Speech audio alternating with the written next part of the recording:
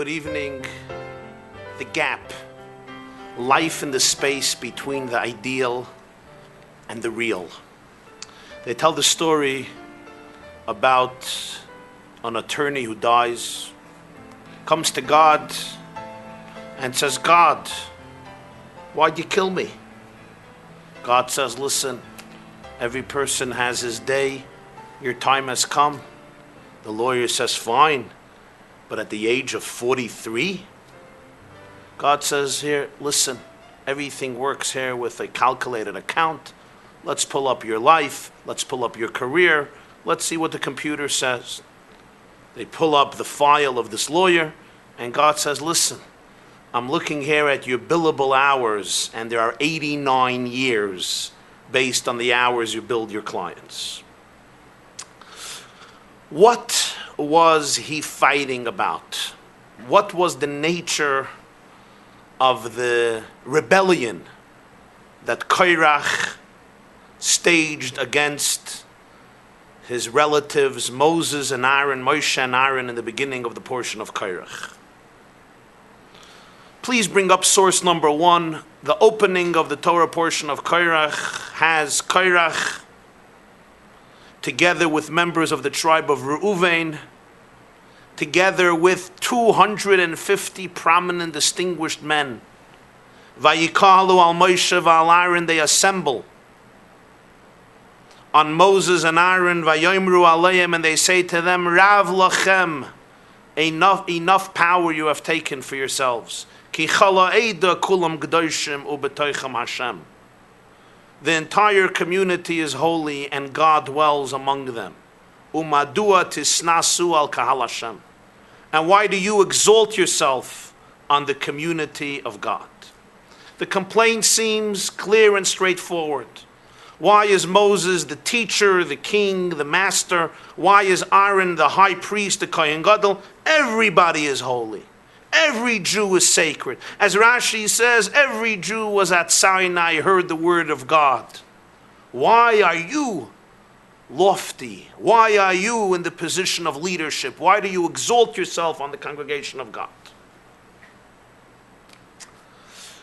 Yet in the Medrash, in the oral tradition and interpretation of Chumash, known as the Medrash, we find two other arguments that Korach presented to Moses. Source number 2. The Medrash says in Bamidbar, chapter 18, Parsha Yudches, Piska Gimel, Vayikach Korach Maksiv L'mayla Min Ha'inyan. What is the portion that precedes Korach? V'asu Lahem Tzitzis. At the end of Shlach, right before the story of Korach's rebellion and mutiny, is the commandment for tzitzis, for the strings, the strands at the edge of the prayer shawl, the talus that we use. Make tzitzis. Kafatz Korach jumped up. V'amar l'Moshe, and he tells Moses, tell me, talus shekulat chelis, a talus which is completely made of turquoise wool. The blue turquoise wool is chelis. It's a wool that's dyed with a special bluish color. A talus that's completely chelis. Ma'usha te'pturim min hatzitzis. Is it exempt from the tzitzis? As we know, every talus has two parts to it. There is the part of the shawl that encompasses the entire body, the cloak, and then at the edge, at the four corners, there are the tzitzis. There are the individual strands and strings, 8 at every corner. The Torah says, at the end of Shlach, V'asu lahem tzitzis, the Jews had to make tzitzis, and in each one of the 4 corners, in each one of the strings hanging from each set of strings hanging from the 4 corners, there had to be a psil tchelas, a thread of turquoise wool. What happens, Korach asks, if the whole talus is made of tchelas? It's not just a talus made of white wool, with tzitzis on the bottom with half tchelis inside. The whole talus is wool which is turquoise. It's dyed with this special bluish color. Amar Loi, Moses says, chayev is betzitzis. Even this cloak needs to have tzitzis. Amalei Korach tells him, Talis shekulat chelis ein poiteres atzma. Arba chutin poiteres oisa. If the talis, the cloak, is completely made of chelis, of turquoise wool, it does not fulfill the obligation. It does not exempt it. Now, 4 individual strands, 4 individual strings at each one of the corners with turquoise wool, because in each corner you had one, that does fulfill the obligation. That does dispense the person from the mitzvah. That makes you fulfill the mitzvah of tzitzis. A mockery. You have a cloak that's all tchelis, the whole talis is tchelis, it doesn't suffice. If you have 4 tiny strands of tchelis, now you fulfill the mitzvah of tzitzis. Come on. Here you have so much tchelis, the whole body is covered with tchelis. Not enough. Doesn't make sense. Certainly, Korach says a talis that's all tchelis doesn't need any tzitzis.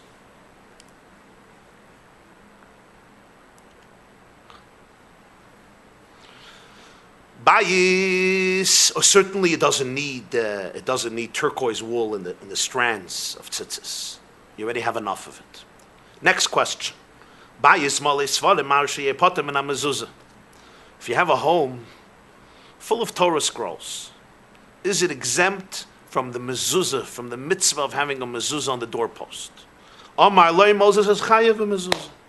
The home still needs a mezuzah, which is parchment with 2 sections of Torah hanging on the doorpost. Amar loy, Korach said, kol ha-Torah kula reishayin he parshiyas eine peteres es abayis. Parsha achas shebe mezuzah peteres es abayis. The Torah has 275 portions. You have the Torah in your home. It does not exempt the home from having a mezuzah. It's not enough. You have 1 portion of a mezuzah, and that's enough for the home. Again, this doesn't make sense. My home has 1 portion and parchment on the doorpost. Good, great. I have in my house 275 portions of the Torah. That's not enough. I still need a mezuzah. Amar loy, Korach said, Dvarim me'elu lo nitztavis alein. You have never been commanded these commandments. Milibcha ataboiden. You invented them from your own heart. Now, why did the sages present this complaint in Korach's mouth? Why did they add these complaints?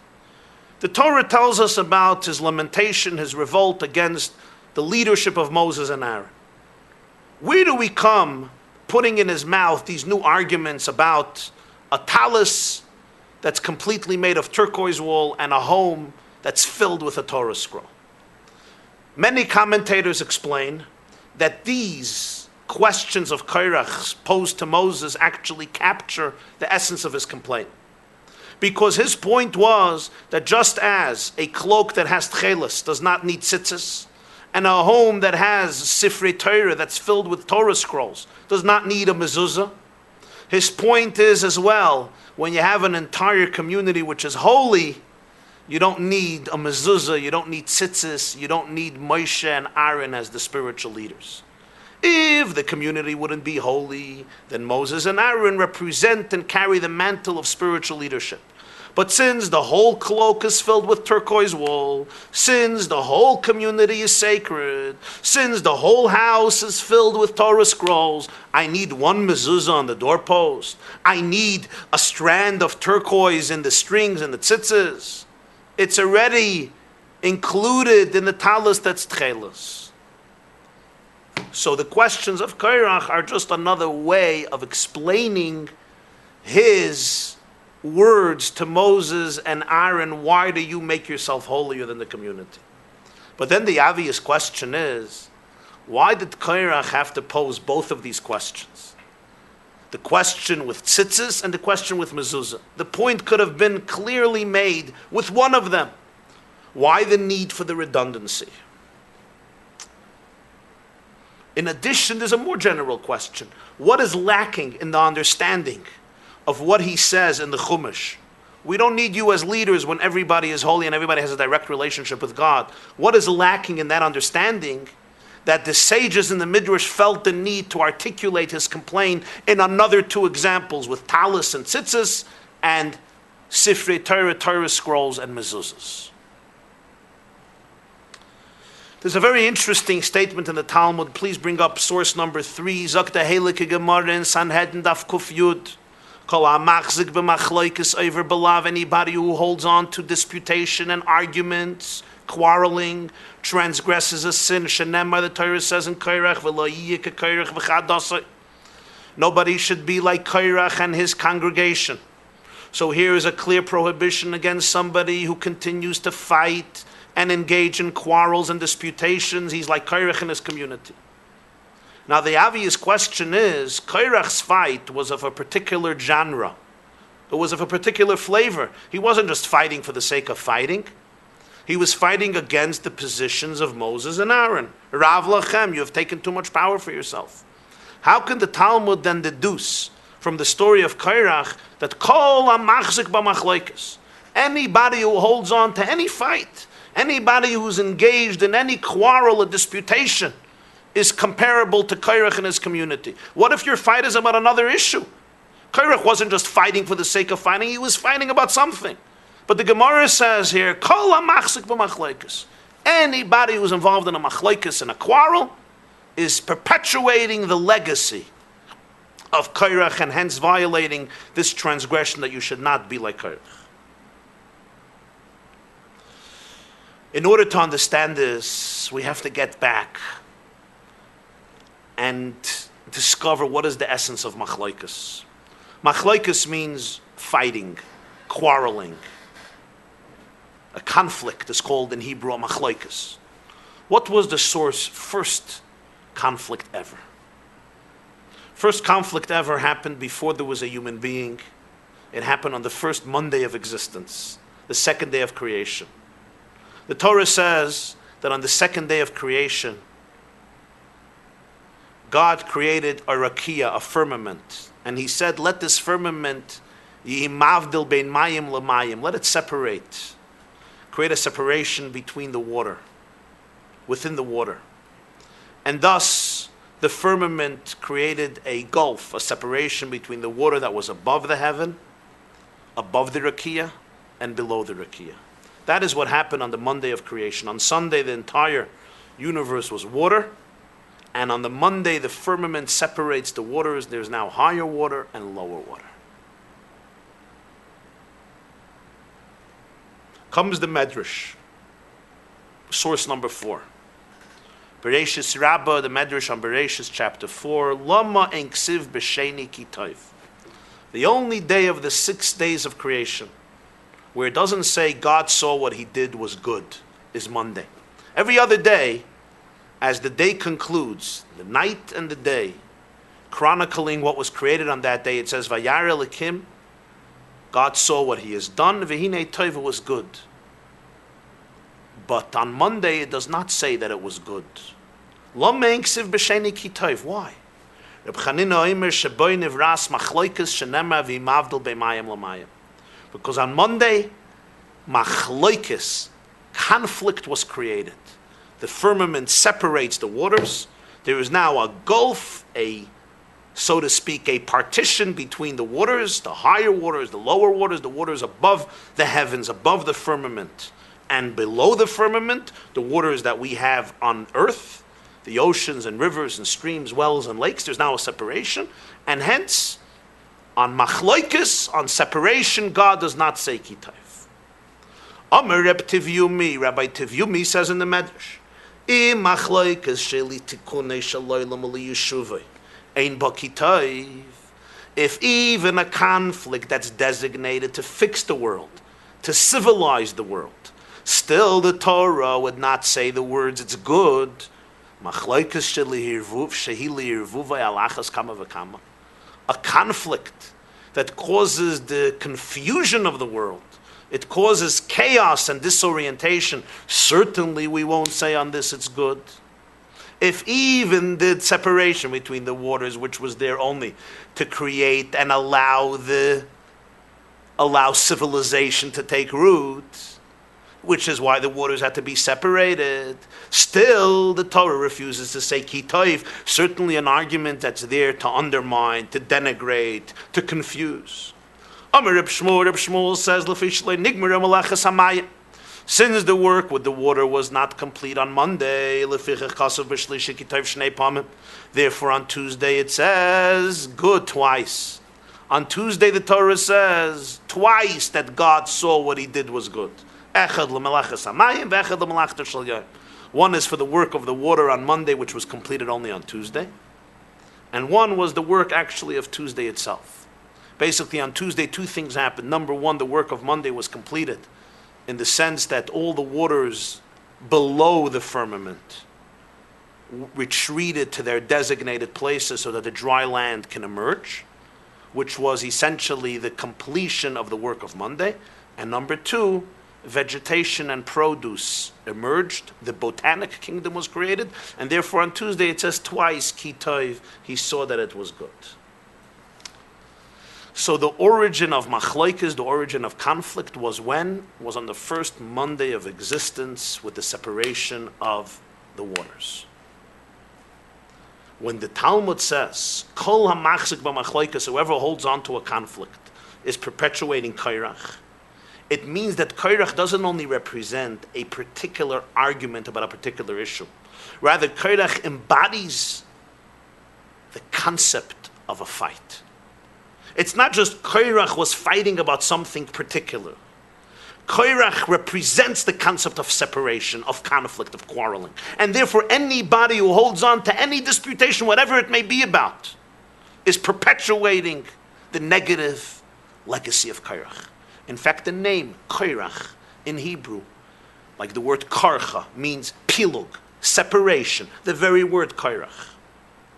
The Noyam Elimelech, the Heilige Rebbe Elimelech of Lezhensk, one of the earliest Hasidic works is the Noyam Elimelech, by Rebbe Elimelech of Lezhensk, who was one of the famed disciples of the Maggid of Mezrich, writes that Vayikach Korach, it says Vayikach Korach, Korach took himself to one side.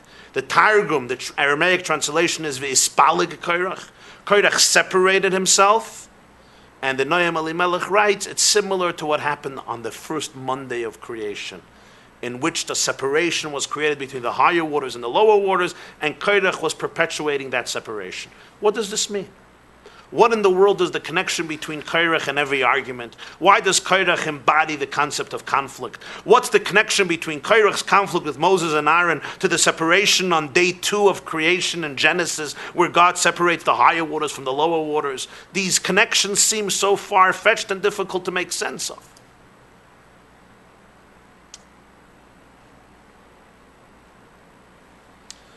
Now we see the Medrash points out that on Tuesday it says twice ki tov. God says twice it's good. On Tuesday somehow he revisits Monday as well. And the Monday which was always lacking those words ki tov, it is good, because it was defined by conflict and partition. That Monday is revisited retroactively on Tuesday. And it gets a ki tov when the work of the water is completed on Tuesday.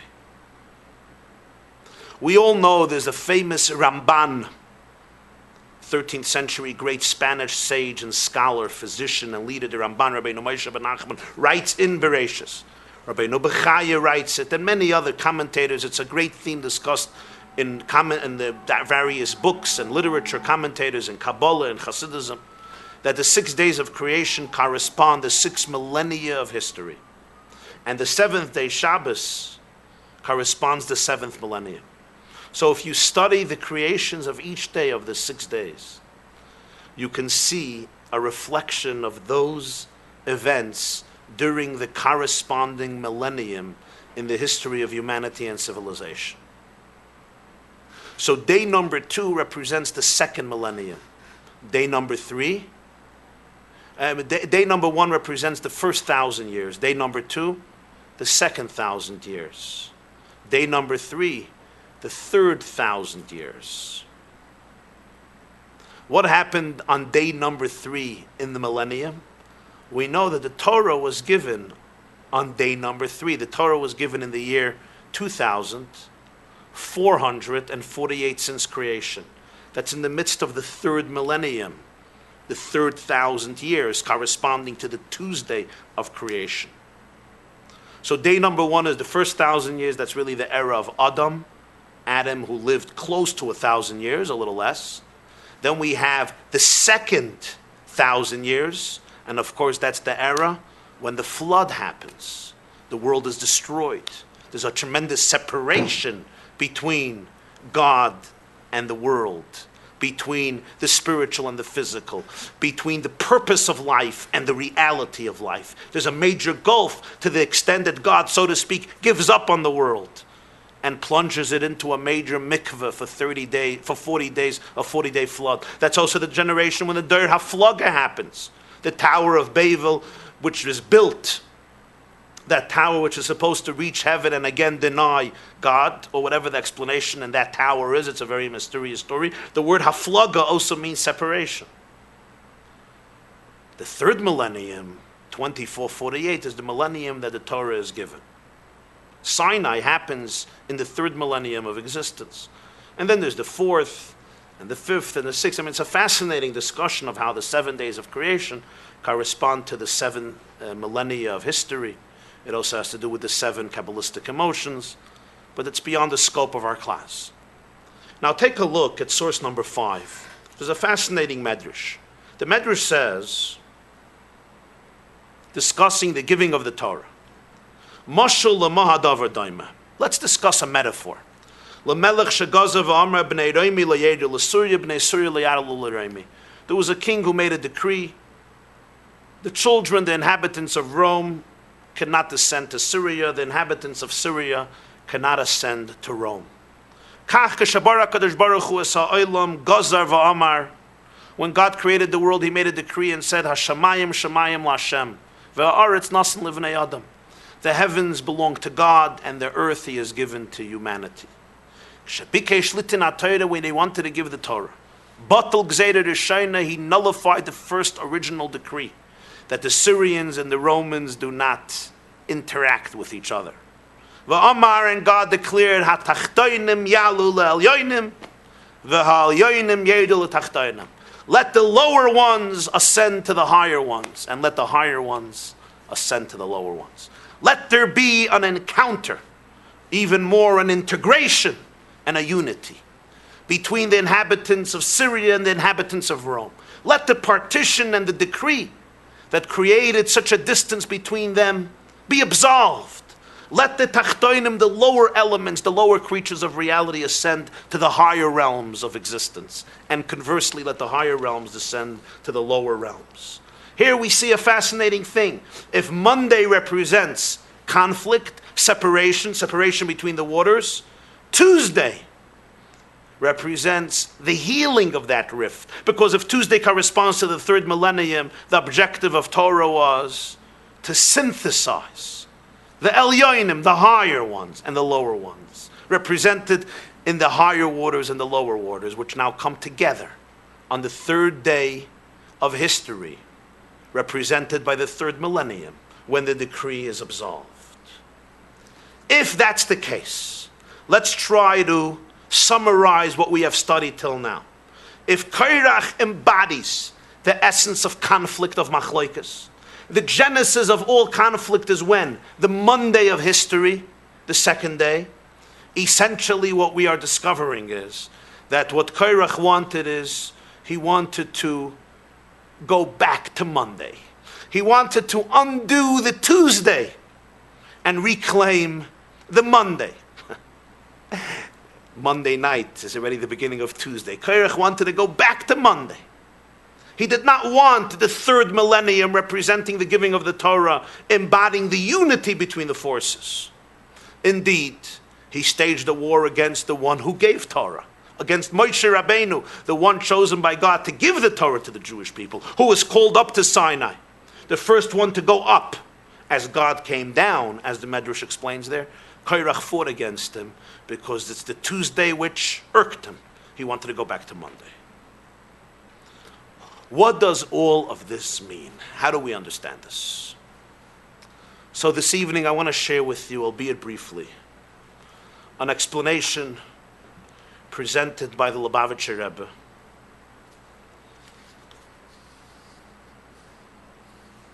on the Shabbos gatherings of Korach, One of them I merited to hear myself. It was in the year 1988, Korach 1988. And some of the ideas were said in earlier years, 1964 and 1967. Tavshin Chavdala, Tavshin Chavzayin, and Tavshin Memches. 64 and 67 I didn't hear myself. I wasn't born yet.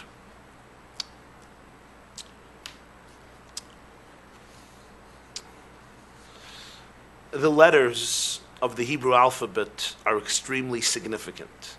The Talmud says how Rabbi Meir, Dayak B'Shmo, Rabbi Meir used to study the names of people because he felt that their names capture their inner story. In Kabbalah it says that the name of every object and every person is actually intrinsically connected with the energy of that person. Because the letters of the Hebrew alphabet are not just random letters, they are the building blocks of creation. Meaning the letters make up the inner energy of that particular object. So the letters of the name of any person or thing in the holy language define the shape, the character of the soul, of the divine life that grants it existence, design, and vitality. So by studying the letters of a name of a person or an object, you can actually glean its inner shape. The shape of its soul is conveyed via the letters of the name. We want to do this tonight with the name Korach. Kuf, Reish, and Ches. Bring up source number 6 and look at it. Stay here for a moment. Kuf, Reish, Ches are the 3 letters of Korach. If you think about it, all these 3 letters are essentially a corruption of the letter Hey. Let's analyze for a moment the letter Hey, which you have in source number 6, and let's see how Kuf, Reish, and Ches, each of them is a derivative of Hey, but it's also a distortion of Hey. Hey is comprised of 3 dimensions. Hey, look at the Hey, has 3 lines. There is an upper horizontal line which forms the roof of the letter. Then there are 2 vertical lines, one to the right and one to the left. They form the walls or the legs of the Hey. The right leg of the Hey is connected to the right end of the roof, and it extends downwards to the bottom of the written line. The left leg of the Hey extends along the left side of the Hey, but it's not connected to the roof, leaving a small gap between the upper and the left lines. That is the Hey. Now take a look at Kuf, Reish, and Ches. Kuf, Reish, and Ches are all similar in form to the letter Hey, but with 3 major differences. In Kuf, the left leg extends below the written line. The Reish is a Hey which lacks a left leg. The Reish is identical to the Hey in the roof and in the right leg coming down attached to the roof, but there's no left leg at all. How about the Ches? The Ches is a perfect Hey without a gap. It's a Hey whose left leg is joined to the roof just like the right leg. Who was Korach? Korach was the person who wanted to undo or redo the Hey. Make from the Hey a Kuf or a Reish or a Ches. What does this mean? Why is it important? Source number 7. Zag de Gemara Menachos Daf Chav Tesamet Beis. Oimer, the Torah says, Eila told us Hashemayim Varetz Bihibaram. This is the history of heaven and earth when it was created. Al Tikra Bihibaram Ela Behibaram. Don't just read Bihibaram when they were created, but read it more particularly Behibaram. Behibaram is a combination of 2 words. Behibaram. God created the world with the letter Hey. Why did God create the world like a Hey? The The world is compared to a corridor. Whoever wants to go out can go out. And that's why there's an opening on the bottom. If you want to exit at any point, feel free to exit. My time why is the left leg suspended? Why is there a gap between the left leg and the roof? Between the vertical and the horizontal line of the hay? The Hader B'Tshuvah. If a person returns in repentance, ma'ailile, they'll bring him back in from that gap, separating the left leg from the roof of the hay. So a person can fall down whenever he or she wants. The door is open, but I can also come back. I can climb up and make my way back into life, back into the space, the middle space of the hay. So now we have the whole structure, everything we discussed. Now let's try to understand what all of this means. Hasidic teachings explain that the letter Hay encompasses the very energy of all of existence. All of this world is defined by a Hay. In fact, the same Talmud says that the future world, Olam Haba, paradise, was created with a Yud. But this world, Olam Hazeh, the whole reality of this world was created by a Hay. If every name captures the particular individual flavor of that existence which carries that name, the Hay captures the flavor, the genre, the identity of all of our existence in this world. The fact that the Hay is comprised of three lines, the horizontal line on the top of the roof, and the two lines that come down, that extend till the bottom line, the right which is connected, and the left which is disconnected, represents three components. And this is a teaching of the Alter Rebbe, Rabbi Shneur Zalman of Liadi, in Torah Ur and Likutei Torah. The three lines of the Hay represent three dimensions of our reality. Machshava, Dibur and Maisa. Thought, speech, and action. The upper line, the roof, represents the world of thought. The right leg represents the world of speech. The left leg, the world of action.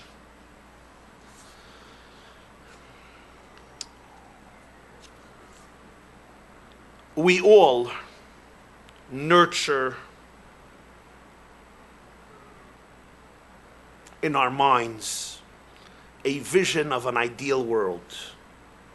A world as defined by our purest instincts, knowledge, dreams, visions, ideals. A world that's defined by its potential for goodness and to reflect the perfection and the harmony of its creator. This is the thought dimension of reality. This is the way we access the world in the realm of thought, in the realm of vision.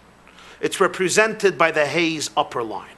Every one of us, every one of you, sitting or standing, listening, watching, has your thoughts about how you think the world ought to be, how you would like your life to be, how you would like your career, your family, your relationships to be. This is the beautiful world of vision, of idealism, of dreams, of thoughts. It's the top line of the Hay. Then we have speech. That's our endeavor to articulate the vision to ourselves and to our fellow human beings. This is the right leg of the Hay, which comes down vertically from the roof. We study, we talk about, we teach, we write, we communicate these ideals of the world of thought, and we bring them down. We create a new world of words. The world of words brings down the lofty and abstract upper line of the Hay downwards into a more concrete dimension of speech. We can articulate it, we can speak about it, we can schmooze about it. It comes down from thought to speech. That's the right leg coming down. The left leg of the Hay, the second vertical leg coming down, is the world of action. This is the realm of our interaction, not with our thoughts and not with our words, but actually with the real physical world, in order to translate our visions and to bring down our words into the real concrete world. Here we try to transform the physical material world in accordance with the vision we hold in our minds and the words we articulated with our mouth. Like speech, action too is a downward extension from the realm of thought. We draw down our ideals into a more concrete reality, and hence the upper leg once again comes downwards, vertical through action. There is, however, a major difference between speech and action, and it's illustrated by the difference between the Hayes right leg and the Hayes left leg. The Hayes right leg remains connected to the roof. The Hayes left leg remains disconnected from the roof. You see, in the realm of speech, we can forge a reality that is a direct extension of the reality we inhabit in the realm of thought. We can express the idea the same way we understand it. We can communicate a vision the same way we see it. We can convey a belief just as we harbor it in our own soul and in our own psyche. But when you try to apply your ideal to the world of action, here we will encounter a gap between the upper roof and the line going downwards. Here we will encounter an inherent inconsistency between the ideal world and the real world. When we try to act upon the physical world, when we try to translate our dreams into physical reality and make it part of the real world, when we want to change our physical world, here suddenly we will encounter a resistance. It will not be easy to translate the ideal into action. There will be barriers. There will be conflicts. There will be unbridgeable breaches between our inner truth and the obstinate external reality which refuses to move. Let me give a few practical examples so you can relate to it in a very concrete way. You want to build an institution. You want to build an organization. You want to build a movement. You have great visions and ideals and dreams in the world of thought. You talk about it, you schmooze about it, you get excited about it with your spouse, with your friends, with your loved ones, with people. Now, talking about it, writing it down is already bringing down the thought into the real world of speech. But yet, there's still a direct continuum between the ideal and the communication. You communicate what you believe in, you speak about what you feel. There's a direct link between the upper leg and the right vertical leg. They're attached. Now you have to translate it into the real world. Oy Gewalt. Here you encounter so many gaps. Here you have to suddenly deal with money issues. You have to deal with bureaucracies. You have to deal with mortgages. You have to deal with buildings. You have to deal with employees. You have to deal with payrolls. You have to deal with all of the pressures.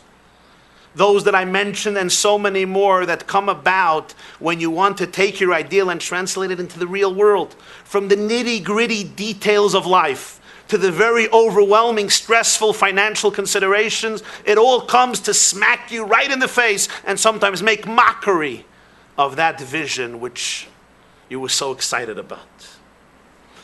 Education of children, right? You go to seminars and workshops, you read books and essays, you listen to classes on the yeshiva.net or wherever else, and you have a vision of how you should treat your children, how you should educate your children, and what it means to be a good mother, what it means to be a good father. And you think about it, and then you talk about it, and now you have to translate it into reality. You're exhausted, you're tired, the house is a mess, the kids are screaming. There's a gap between the world of action and the world of thought, the world of ideals. So many other areas I could talk about. Relationships. You dream what type of relationship you want, you talk about it, but then there's the action.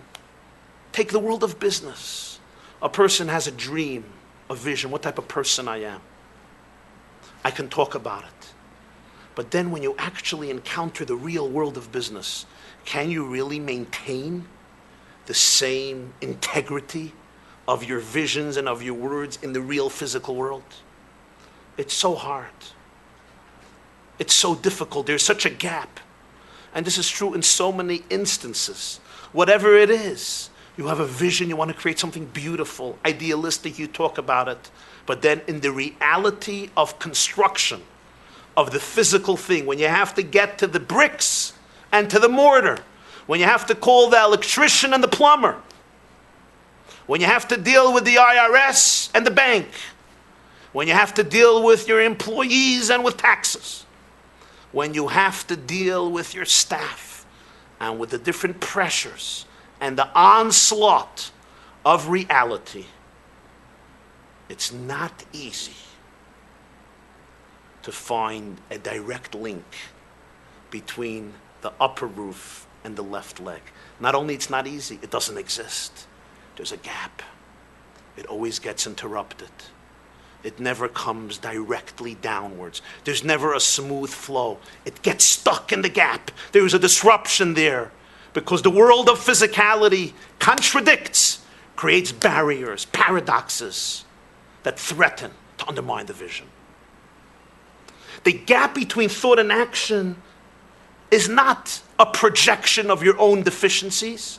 It's not a consequence of your own weaknesses. It's not because of your own fear or your lack of talent or confidence or luck. No. This is reality. The world is like a hay. You can't change it. There is a gap. There is a space between the ideal world and the real world. And this is what the sages were telling us in Tractate Menachos when they said that God created the world in the form of a hay. The gap is real. It's not an illusion. It's not a fantasy. It's not a dream. It's not a subjective projection of our own deficiencies, of our own problems. It's put in place by the creator of the world. Deal with it. You have to deal with it. He desired that the breach between thought and action should be real. It should be an inescapable feature of our existence and the narrative of our lives. Because it's in this dichotomy, it's this tension between the ideal and the real, which lends challenge, significance, and ultimately harmony to our lives, as we shall see.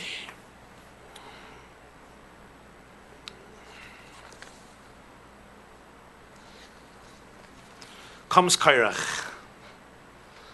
Comes our friend Korach and says, listen, my name is a Kuf, a Reish, and a Ches. Please bring up source number 6 again. Kuf, Reish, Ches. Kuf, Reish, Ches are similar in their form to Hey. But the Kuf, the left leg is longer. The Reish, there's no left leg. The Ches, the left leg is attached. Let's understand what happens now. You would think on the face of it, these 3 letters are much better off. They're much more harmonious. Look at the Ches, no gap. Look at the Reish, no dissonance. No left leg, no problem. Look at the Kuf, let the left leg go on its own. Let it take its natural course. It seems like the Kuf and the Reish and the Ches are much healthier lifestyles. No dissonance, no tension, no paradox. Either you get rid of the left leg, or you attach the left leg to the roof, or you let the left leg go loose, take its own course. That's Korach. Korach represents 3 philosophies, 3 perspectives that are profound. And they're all there to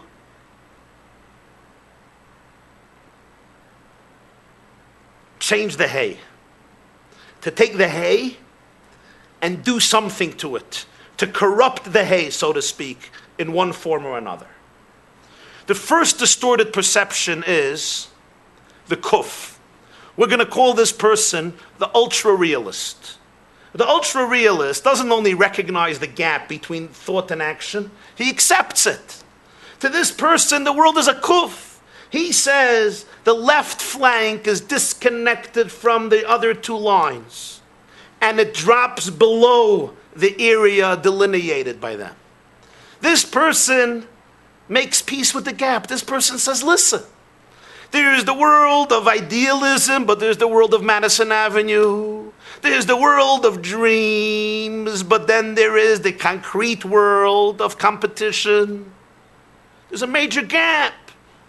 You want that I should apply the same standards that I have in my spiritual, mental, deep life to my real interactions in the business world. You're making a mockery of yourself.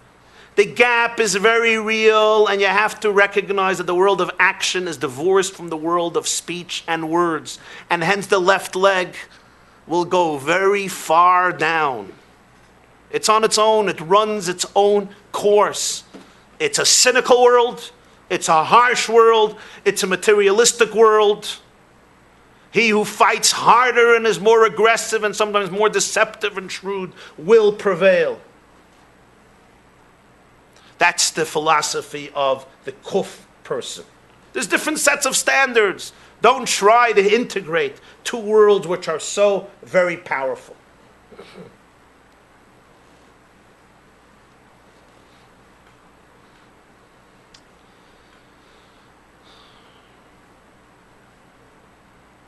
Next, we have not the ultra-realist, but the ultra-idealist. The ultra-idealist says, Reish, I don't want to become dirty. I don't want to become tarnished. I don't want to become contaminated. I'm not going to the left leg. I'm staying with the Reish, the right leg going down, and the upper leg, the horizontal one. The Reish personality is the super and ultra-idealist. His gap is also very real. And therefore he says, let's get rid of the left leg entirely. Let's shun the world of action and let me devote my energies and resources to the worlds of thought and words so that I don't have to compromise the higher element of my being. The reality I want to live in is the reality of Reish. I want to live in a two-dimensional world of theory and polemic. I don't want to have to go into the complex and sometimes unclean dimensions of the physical world. Why should I sully myself? Why should I tarnish my character? Why don't I remain a little detached? Does that mean I have to remain in the dream world? That's where I will remain, but I will be able to maintain my highest standards, my highest aspirations, my highest nobility, my deepest qualities, the ecstasy of existence I can cleave to. Why do you need me to go into the left leg? Eliminate the left leg. I love the Reish. Then there's the third man, the Ches. The Ches is a more subtle but no less destructive form of idealism. Rather than getting rid of the left hay, the Ches guy claims there's no gap whatsoever. There's no separation between the various realms of God's creation. Look, the right leg is connected to the roof, the left leg is also connected to the roof. The material is no less sacred than the spiritual. Actions are no less pure than words. The legs are equally connected with the upper line, the right leg as well as the left leg. They can both equally bring down the ideals into the real world. The problem with this vision of reality is that lacking the proper awareness of the true state of the world, one is far too easily satisfied. The fact that you can believe that the left leg is directly connected to the roof and there's no gap, it means that you're being satisfied with far too little. Because if you would really enter into the world of action to make a difference in the real world, you will have to encounter the gap. You will encounter the resistance. And the fact that there's no resistance means you're satisfied with very, very little. It may be that the actions you're implementing are few and symbolic. Or it may be that your idealism has been so deeply compromised that you don't even see that there is a gap any longer. It means that your inner consciousness has fallen very low, and therefore there's no tension, and therefore there's no gap.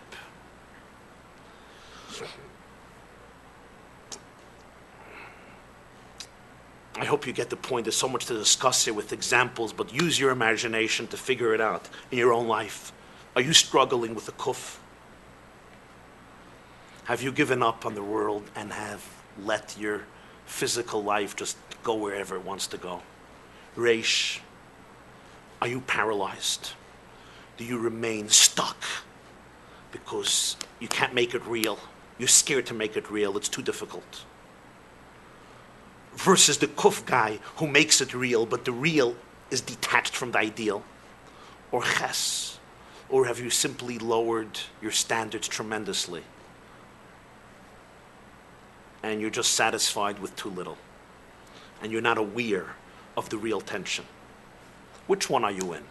Which state are you in? Korach fought against the hay. And Korach represented each three of the stages. Kuf, Reish, and Ches. Let's now revisit all of his complaints. And let's see how each one of his complaints represents another letter. Very briefly. His fight against the priesthood of Aaron and the leadership of Moshe Rabbeinu is which letter? It represents the Ches. Everybody is holy. Why do I need Moshe and Aaron to guide me, to inspire me, to uplift me, to communicate truth? Because I'm an ordinary person. We're all holy. It's all one Ches. There's no gap. The world of thought, the world of speech, the world of action are all equally connected. There's a direct continuum from the roof into the left leg, just like there's a continuum from the roof into the right leg. Why do we need a Moshe and an Aaron to teach me, to uplift me, to inspire me? The physical is as holy as the material, as the spiritual. And the body is as sacred as the soul. And business is just another dimension of God's reality. There's no gap. There's no frustration. We're all holy.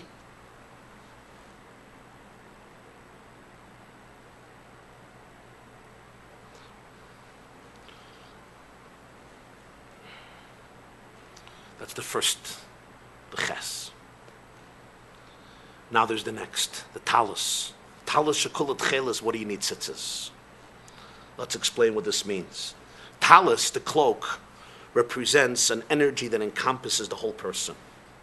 Tzitzis, individual strands, individual threads, individual strings, represents communicating something in a detailed, particular, and tedious fashion.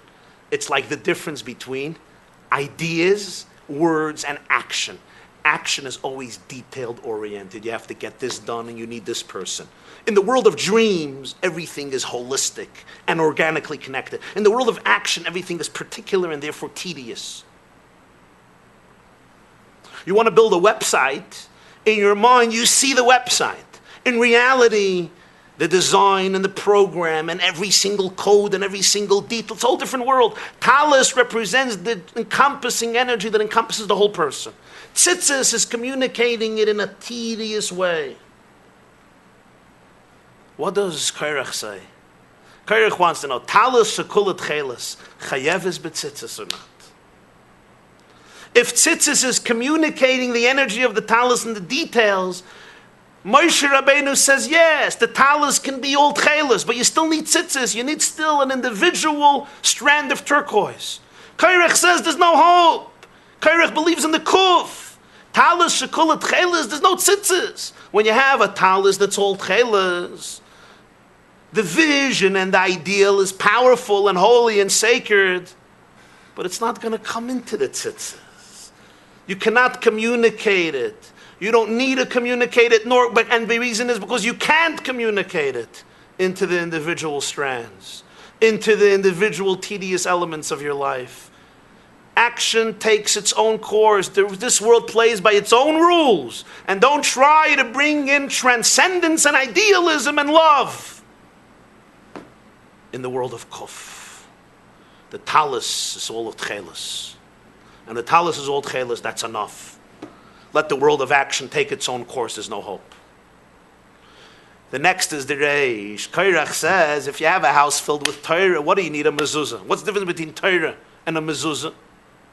Torah scrolls represents the study of Torah, thought and speech. Mezuzah is a mitzvah of action. You have to take a physical mezuzah and place it on your physical door. Korach says you have a house filled with Torah, you need a mitzvah too. Reish. We have the upper roof, we have the right leg. I don't need the left leg, I don't need the mezuzah. Who needs the physical mitzvah? Now let's understand something. If this is the case, what is Korach fighting against? He's fighting against the very Tuesday, the very concept of Torah. What's the concept of Torah? What do we learn from the Medrash? There was a decree between Syria and Rome. They can't meet. God said, let the higher elements come down, let the lower elements come up. What does this mean? Torah is about acknowledging three realities. Number one, there's a higher realm, but there is a lower realm. And we have to engage and deal with the lower realm. That's number one. Number two, the higher reality must come down into the lower reality, inform it, inspire it, direct it. Number three, the lower reality must come up to the higher reality. Those are the three components in the Medrash. Number one, there is a lower reality that you must engage and not deny. Number two, there has to be interaction. The higher one must come down. Number three, the lower one must go up. Each one of the three letters, Kuf, Reish, Ches, is a war against one of these three ideologies. Reish says there's no lower reality. I don't know about it. It doesn't exist in my world.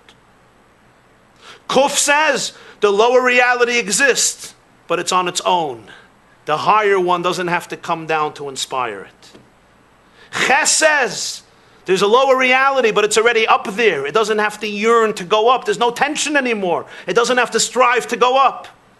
Each one of the three letters of Korach represents another conflict against one of the three major ideas that Torah created when it came down to Sinai, that we should revolutionize the landscape of earth and generate the kiss between heaven and earth. True harmony in life can only be achieved by recognizing and confronting and grappling with the dissonance between thought and action. If we succumb to the gap, we end up with a kuf, a physical world that slipped below the line and has left the principles upon which it's founded. If we escape the gap, then we create a world that's lacking its most real and important component, the world of action. If we ignore or make light of the gap, we end up with a ches, a fool's paradise, in which nothing has been really changed and nothing has been achieved besides in your own imagination. Because we are failing to deal with the world as it has been forged by its creator, each of the three letters of Korach approaches breaks down ultimately into chaos and conflict. The Kuf creates one type of chaos, the Reish another type of chaos, and the Ches another type of chaos. The chaos that's created by Kuf is the left leg can go wild and life could become detached from its true design. The Reish can create chaos because ultimately the real world will come to haunt you if you ignore it. And the Ches can end up in chaos because you're denying a dissonance that's true. And when you discover that dissonance, you may not have the tools to deal with it. So each one ultimately perpetuates the machlaikas, the conflict of Monday. What was the conflict of Monday? The higher water. Water represents in Kabbalah pleasure. Water produces pleasure. Water grows pleasure, pleasurable things. When we're by water, there's a special sense of pleasure that's aroused. Water does something to people. Water in Kabbalah and Hasidism is associated with pleasure. On Monday, God created a separation. There's two pleasures. There's the higher water and the lower water. There's higher pleasure and lower pleasure. There's pleasure from the ideal, from the truth, and this physical material pleasure, which can include money or a piece of cheesecake or self-aggrandizement or any other pleasure. There's a separation. Tuesday, the Tuesday of history is Torah. It creates the synthesis between the waters. It creates peace, not by saying there's no separation, but by telling us there is a separation. There is a dissonance between the higher leg and the two legs of the hay. Between the roof and the two legs, there is a dissonance. And now we have to communicate. The higher must go down, the lower must come up. The higher must engage the lower and inform it, and the lower must strive to go up. It has to feel the dissonance and understand that ultimately it needs to yearn and work hard to strive.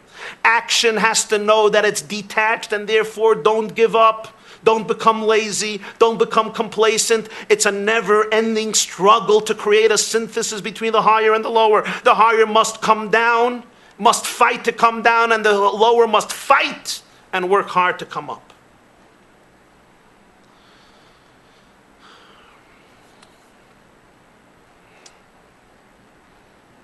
This gap is a source of tension, it's a source of dissonance.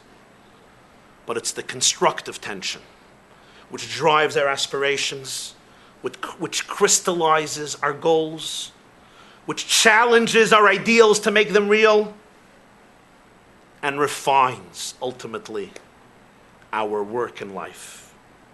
For anyone who had to translate a real ideal into a real world, an abstract ideal into a real world, you know how the real world and the dissonance is what really challenges you to refine your ideal. It's our knowledge of our imperfections, furthermore, which fuels our striving to improve ourselves, to improve the world. It's our sensitivity to the dissonance between what we are and what we ought to be, which makes us aware and productive partners in the divine endeavor of creation. And yet, in the Torah, we only mention one complaint of Korach, although there were three. There was against the priesthood, against talus having tzitzis, and against a house with a Sefer Torah having a mezuzah. But the Torah only mentions one. The Medrash mentions the other two. Which one? The fight against the priesthood. Which is that? The ches. Not the kuf, not the reish. The ches. Why? Because in some ways the ches is more dangerous than the kuf and the reish.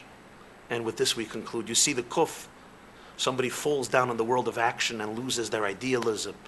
One day they'll wake up and they'll say, what happened to my soul? Why am I dead? The reish, somebody looks at their lives and says, you know, I totally did not enter into the real world. I haven't made an impact on the real world. And they'll come back. But somebody who's in the world of the ches can easily deceive himself or herself. I'm perfect. I got everything.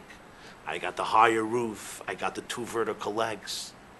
Sometimes, by compromising their ideals, they don't realize in what low state they are. So sometimes the ches could be more dangerous than the kuf, the reish. When the Talmud says in Sanhedrin that Korach, his children, after they're swallowed up, they scream, Moshe, they screamed, Moshe emes, v'torasai emes, Moses is true and his Torah is true. Emes, it says, is an acronym of emes, Aaron, mezuzah, and tchelis.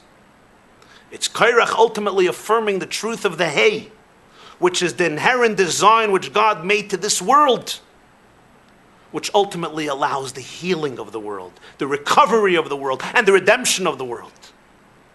And thus, every quarrel, every fight in life, which creates disharmony between people, disharmony between communities, disharmony between ideal and reality, ultimately is alluded to in that original machlokes of Monday, which was perpetuated by Korach in his argument, which came to pervert the hay, which is the blueprint for the healing of the world. I hope to see you all next Monday night, 8:30 p.m. That's June 14th. There'll be a global evening of music and inspiration, the song and soul of our people, live from New Jersey, commemorating the 16th Yartzeit of the Lubavitcher Rebbe, live on theyeshiva.net. Have a good night.